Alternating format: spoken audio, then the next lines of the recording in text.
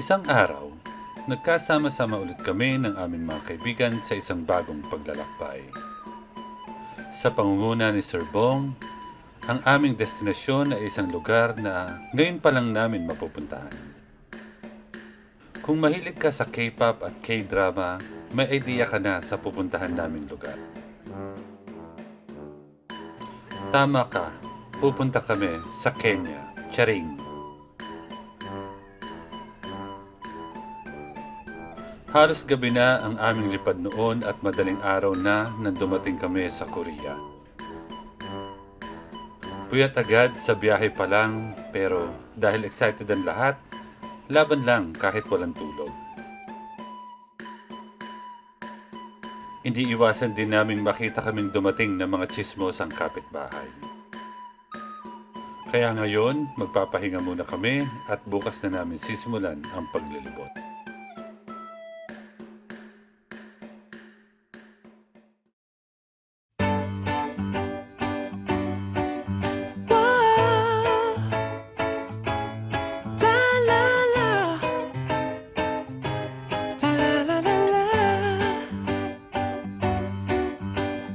아침에 눈을 뜨면 제일 먼저 생각이 나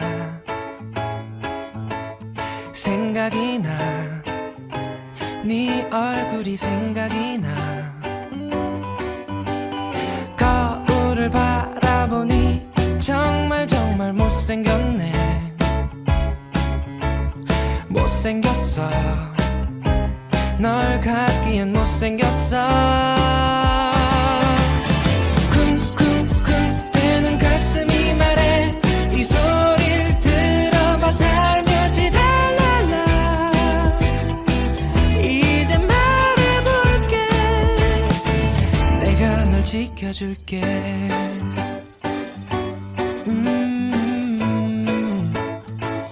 평생 널 사랑할게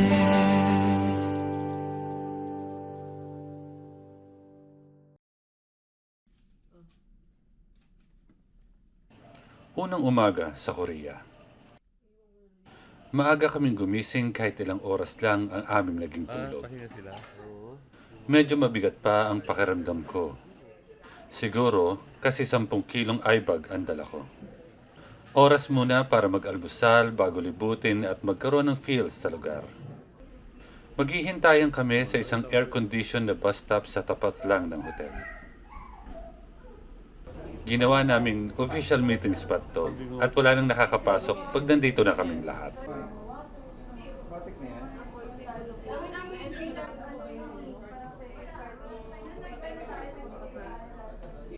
Malapit lang sa hotel ay marami ka na ang mapupuntahan. Mga tindahan na paboritong puntahan, lalo na ng mga girls. Nagpunta kami sa mga boutique at mga tindahan ng beauty products at skincare. Tamang lakad lang ang trip ng gang tulad ng lagi namin ginagawa.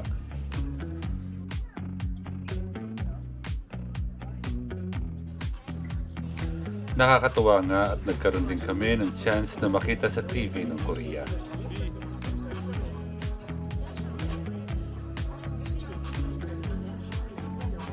May pagkamainit ang panahon noon. Kaya ang technique ay pumasok sa mga tindahan at kunyari, bibili ka. Tapos, magpanggap ka na lang na di mo nakita yung hinahanap mo. Maya-maya pa ay nagutom na kami sa paglalakad. Kaya nag-decide na din kami kumain dahil lunchtime na din.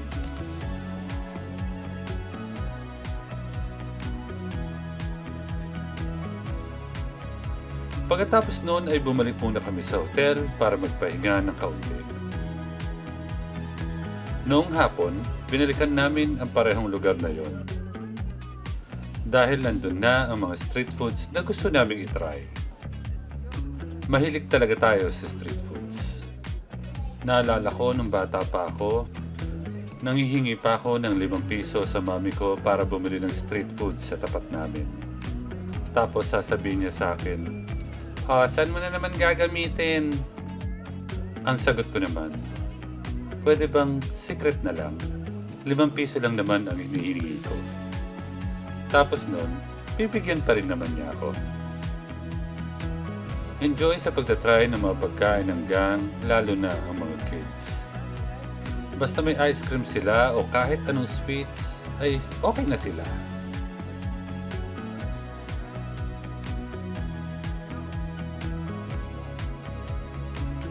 Matagal nang gustong subukan ni Lyrel ang octopus sa Korea.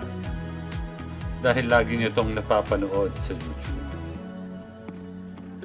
Masarap naman ang octopus. Parang gomang pinirito sa butter. Tingin ko, kaya ko din tong lutuin sa bahay.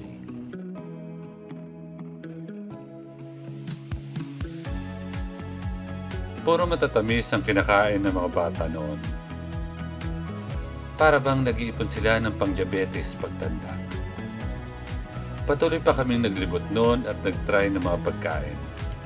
Hinandugan pa kami ng isang production number noon ni Kuya sa pagdating namin. All in all, a good first day para sa aming lahat.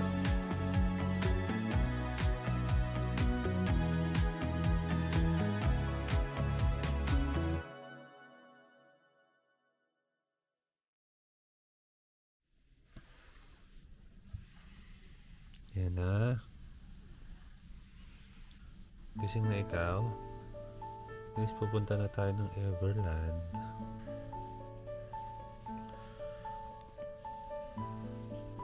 Yan na.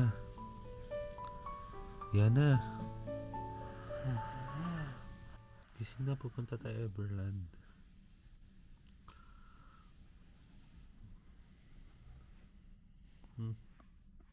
Sumunod na araw, ang plano ay pumunta sa Everland. Isa tong sikat na theme park sa South Korea at syempre, di namin to papalampasin na hindi ma-experience. What if pag Starbucks tayo? Ano, Sir Jock, sa masarap sabihin yung Paris Bagay ba yun? Try kayo natin mag-McDo, Sir Chok, next time. Maiba lang. Oo, hindi, ma-experience mo lang ba yung McDo rito? Grabe oh. Paldo eh. Nagkita-kita muli kami sa aming meeting place habang hinihintay ang service papunta doon. Yan na, papuntang Mawa guys. Oh, guys. This is our third day here in Korea. Mamaya, siguradong magkakayaan na naman tong mga to at magpipilitan sa mga rides.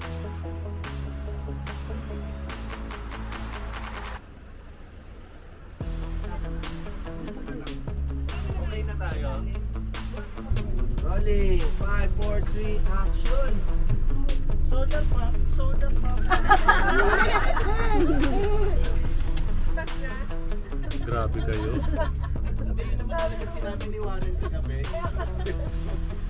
Medyo malayo ang biyahe, pero goods naman kasi comfy yung bus na service namin noon. Kami lang ang pasahero kaya kahit mag-ingay ka ay okay lang. Maya-maya pa ay nakarating na kami pero mahabang lakarin pa din. Sanay naman kami dito eh. At hindi nakakapagod pag sa ibang lugar ka naglalakad kasi exciting.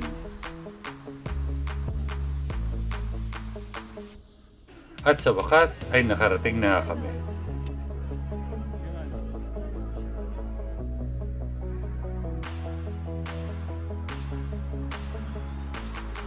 Pero bago pumasok, syempre, picture taking muna. Inayos namin maigi ang camera sa isang poste. Sinigurado naming maganda at pantay ang kuha. At pagkatapos ng maraming paghahanda, eto na nga ang naging resulta. Ay, hindi pantay. Wait lang, ayusin natin. Ayan, pantay na. Pagkatapos namin kumuha ng isang magandang litrato ay pumasok na din kami para kumuha ulit ng mga litrato. Hindi ko akalaing napakalaki pala ng Everland. Napakasarap maglakad sa ilalim ng init ng araw. Kakarating lang namin pero mukha na kaming pauwi. Para kang nag-gym at nag-sunbathing ng sabay. Ang una naming pinuntahan noon ay ang Zootopia. Tamang sakay muna sa mga cable car papunta doon. It's kind of okay. Like, At kunyari, hindi natatakot si Mami Landy.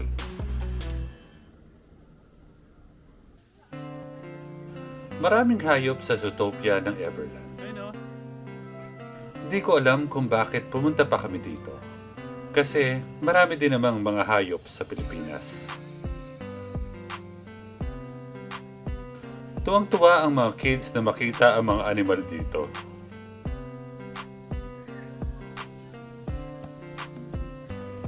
Lalo na ang mga penguin na cute si Yana.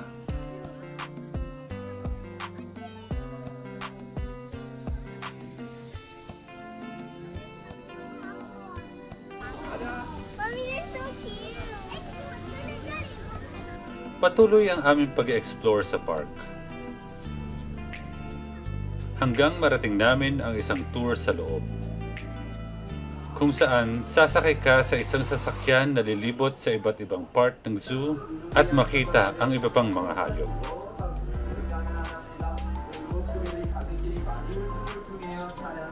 May tour guide ang attraction na ito, kung saan pinapaliwanag niya ang mga nangyayari at mga animals na pinupuntahan ng tour. Pumalakpak kami na para bang may naintindihan kami sa mga sinabi niya. Dito sa tour na to, nakita namin ang mga big animals tulad ng camels at elephants.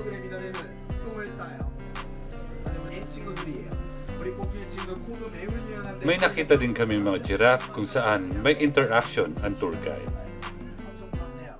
Ngunit, sinubukang pakainin ng tour guide ang giraffe pero di siya pinapansin.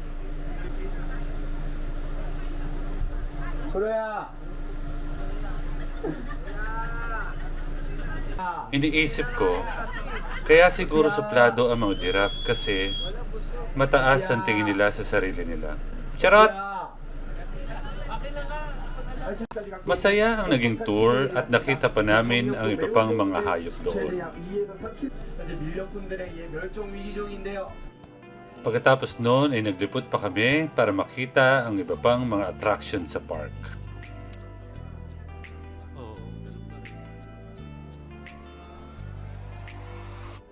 Ito ang sikat na roller coaster dito. Ito daw ang biggest roller coaster na gawa sa kahoy. Sayang lang at di ko na-try kasi nagbabantay ako ng bata. Ay, sayang talaga. Nakakatuwa nga makita ang mga kuya nating kumukuha ng pang my day nila.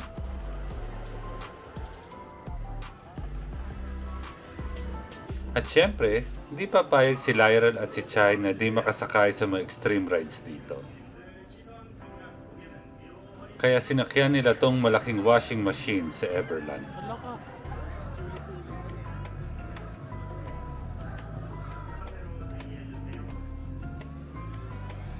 Si Yana naman ay may pinasukang isang malaking playground. Medyo natatakot siya pero di ko siya pwedeng samahan at bata lang daw ang pwede. Buti na lang, may nakasabay siyang bata na tinulungan siya. Holding hands pa sila habang tumatawid sa mga bridges. Sinamahan siya hanggang matapos nila ang mga obstacles. Good job si Yana at natapos niya kahit natatakot siya. After nun, sumakay kami sa Skydance. Medyo nagsisi kami kasi nahilo lang kami sa ginawa namin.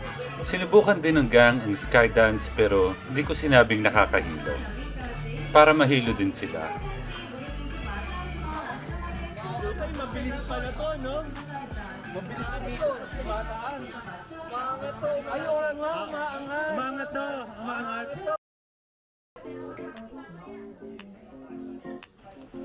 Pagkatapos nun, nag-decide kami na hanapin ang mga panda. Kaya pumunta kami sa isang attraction dito na parang museum pala. Akala namin makakakita kami ng mga buhay na panda dito. Pero puro litrato at mga peking panda pala ang nandito. Kaya nag-picture-picture na lang kami at in-explore ang museum. Nandito na din kami kaya might as well enjoy na lang ang moment.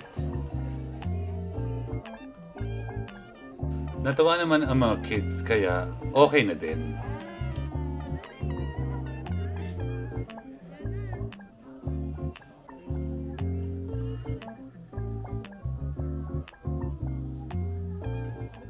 Nanap-hanap natin, nakalibot na tayo sa buong Everland. Pero yung ito lang hindi pa totoo. Ala, ala. Ay na mo, ay na mo. Yun na yun. Puwet ng panda yan.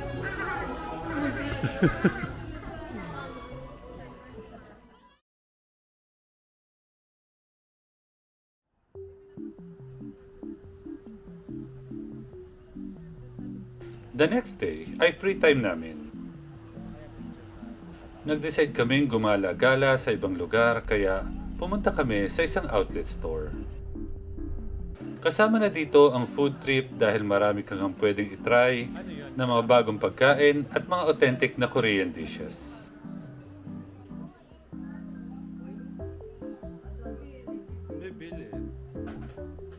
Tulad ng dati, tambay lang ang mga tatay habang naglilibot ang mga nanay.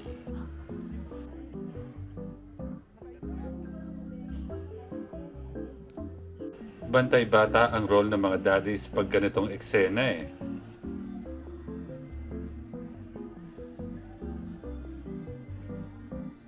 Gabi na nang makauwi kami noon at masakit na ang mga paa namin. Nakakatuwa naman ang gabi na yon at nakakita kami ng isang K-pop artist sa daan.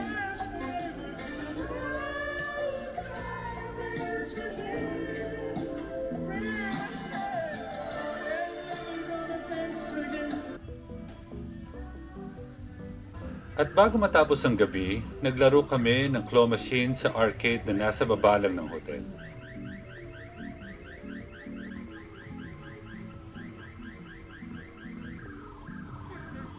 Puro pighati lang ang nakuha namin. Mas maigi pang binigay na lang namin yung pera namin sa kanila. At least, hindi sayang sa oras.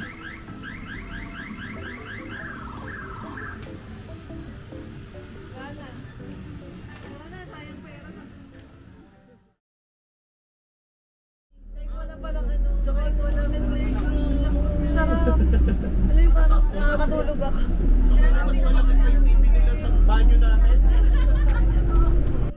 Ang sumunod na araw ay ang tour day. Marami kaming nakaplanong puntahan today at ang una nga ay ang Namsan Tower. Bago ka makarating doon ay sasakay ka muna sa isang mahaba at mataas na cable car. Ang ganda nga ng view dito habang dinadala ka sa taas. Makikita mo ang isang malaking bahagi ng Seoul.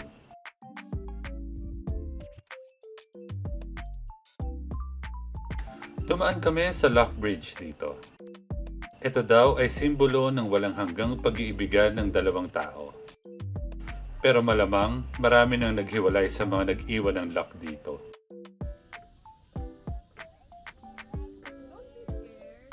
Ganda pala ng ano ron. Ang daan.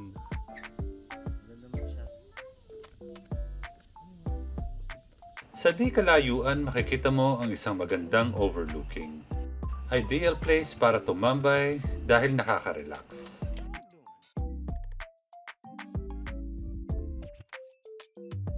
Dito naman siguro sumisigaw yung mga heartbroken at mga iniwan ng jowa.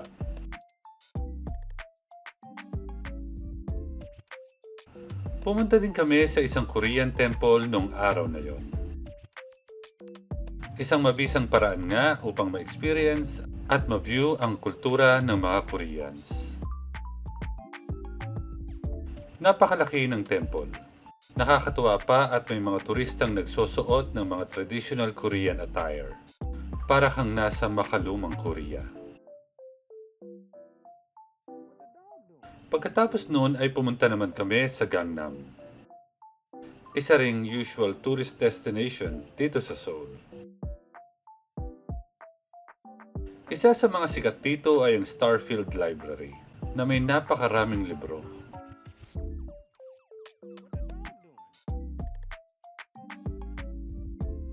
At yun nga ang huling itinerary namin sa aming tour bago bumalik ng hotel.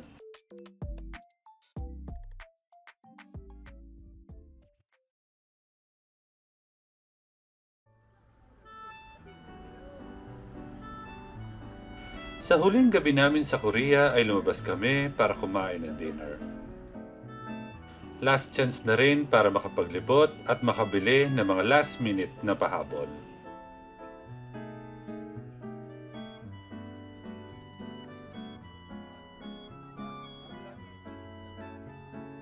Naghanap lang kami ng mabilis na makakainan kaya nag-decide kaming kumain na lang sa isang Korean lomi.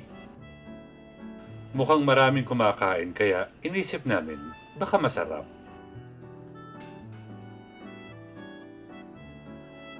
Maaga nga ang aming lipad pabalik ng Manila kinabukasan. Kaya madaling araw pa lang ay nasa biyahe na kami.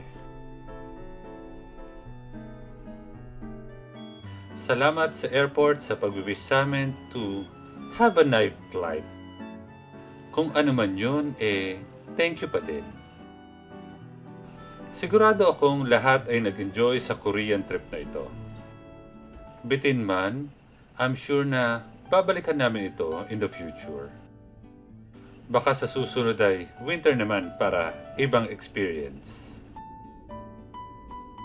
Thank you sa Korea sa pag-welcome sa amin and see you next time!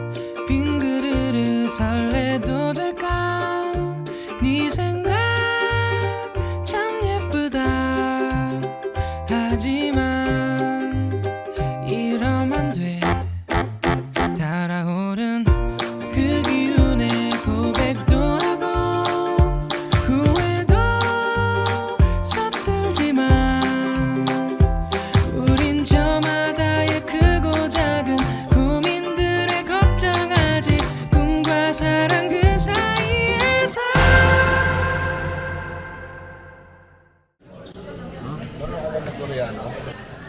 Oh. Annyeonghaseyo at sa inyo rin.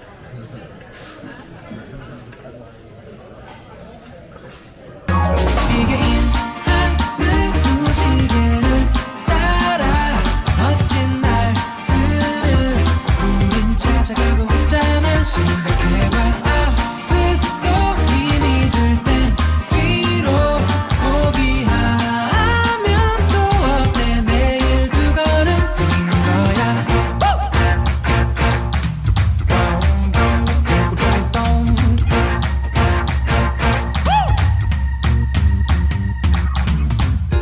종종 걸음 재촉해봐